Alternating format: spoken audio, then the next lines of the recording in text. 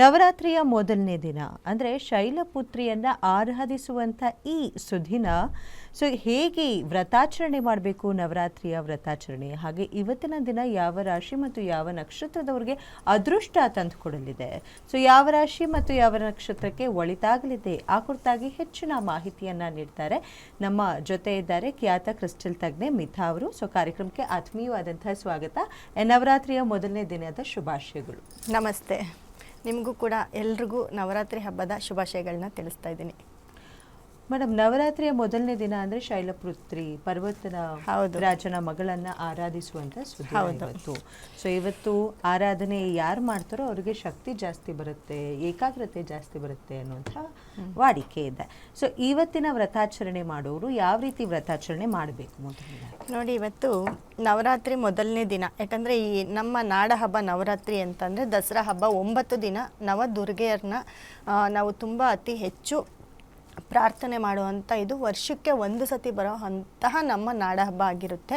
ಅದ್ರ ಜೊತೆಗೆ ದುರ್ಗೆಯನ್ನು ನಾವು ಒಂದೊಂದು ದಿನ ಒಂದೊಂದು ಅಲಂಕಾರದಿಂದ ಪೂಜಿಸ್ತಾ ಬರ್ತೀವಿ. ಆ ದುರ್ಗೆಯನ್ನು ಅಲಂಕಾರ ಮಾಡೋದು, ಅದೇ ರೀತಿ ನಾವು ಅಲಂಕಾರ ಮಾಡ್ಕೊಳ್ಳೋದು, ಮತ್ತು ಮನೆಯಲ್ಲಿ ಉಪವಾಸ ಇದ್ದು ಅಂದರೆ 9 ದಿನ ನಾವು ಆ ದೇವ್ರನ್ನ ಕದಲ್ಸಲ್ಲ. ಇವತ್ತು ಫಸ್ಟ್ ಡೇ. ಇವತ್ತಿನ ದಿನ ನಾವು ಏನು ಕಳಶ ಇಟ್ಟು ಕಳಸ ಆರಾಧನೆ ಮಾಡಿ ದೇವ್ರನ್ನ ಪಟ್ಟಕ್ಕೆ ಕೂಡಿಸೋದು ಅಂತ ಹೇಳ್ತೀವಿ. ಅಂದರೆ ಈ 9 ದಿನ ದೇವ್ರನ್ನ ಅಲುಗಾಡ್ಸೋದಿಲ್ಲ.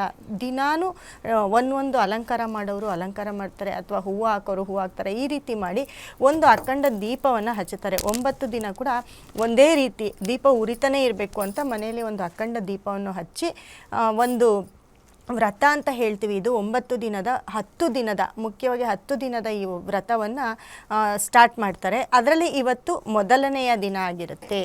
ಇವತ್ತು ಮೊದಲನೇ ದಿನ ಅಂತಂದರೆ ನೋಡಿ, ಇವತ್ತು ನವರಾತ್ರಿ ಮೊದಲನೇ ದಿನ ಅಂತ ಬಂದಾಗ ಶೈಲಪುತ್ರಿ ಅಂತ ಹೇಳ್ತೀವಿ. ಶೈಲಪುತ್ರಿ ಅಂತ ಅಂದರೆ ನಮ್ಮ ದೇವಿಯ ಒಂದು ಸ್ವರೂಪ. ಶೈಲಪುತ್ರಿಯ ರೂಪದಲ್ಲಿ ನಾವಿವತ್ತು ದೇವಿಯನ್ನು, ದುರ್ಗಾದೇವಿಯನ್ನು ಪೂಜಿಸ್ತಾ ಹೋಗ್ತೀವಿ. ಶೈಲಪುತ್ರಿ ಅಂತಂದರೆ ಪರ್ವತರಾಜನ ಮಗಳು ಅಂತ ಹೇಳ್ತೀವಿ. ಅಂದರೆ ಪರ್ವತರಾಜನ ಮಗಳು ಅಂತಂದರೆ ಪಾರ್ವತಿ ಅಂತಲೇ ಅರ್ಥ. ಈ ಶೈಲಪುತ್ರಿ ಇವತ್ತು ವೃಷಭ ರಾಶಿಯನ್ನು ಏರಿ ಬರ್ತಾಳೆ. ಮತ್ತು ಆ ದೇವಿಯ ಎಡಗೈಯಲ್ಲಿ ಕಮಲ ಮತ್ತು ಬಲಗೈಯಲ್ಲಿ ತ್ರಿಶೂಲ ಇರುತ್ತೆ.